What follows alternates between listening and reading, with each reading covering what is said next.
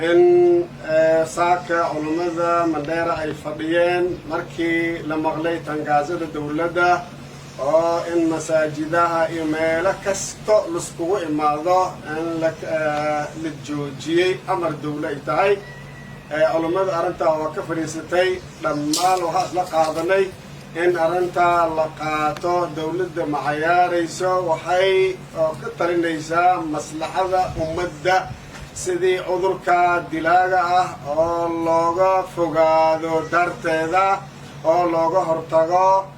asbaabteed in la qaato darteeda dawladda ugu dhawaaqday anagana waa ku raacnay si dawladda dhammaanteed insha allahu tacaala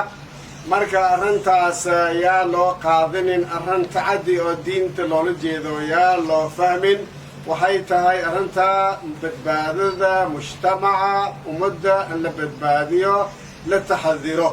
taas waxaan ku darayaa ummadda ha qaadato asbaabta ilaahay baneeyay subxaanahu wa tacaala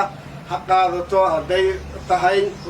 usu imaadkaas la yareeyo haddii aroosaha tahay haddii meelo kale tahay la yareeyo taas lagu dada nadaafadda aada loogu dadaalo cadayga lagu dadaalo salaadaha shanta ah dhalinyarada si fiican u tukadaan oo rag iyo haweenba xumaatada fasaadka qaadka waxyaalahaas dhan kulli laga fogaado asbaabta ay ka mid tahay oo cudurkan ku yaraan kara tan kale ummadda dhammaan waxaan faraynaa waxaan u nasiixaynaynaa in lagu dadaalo oday kasta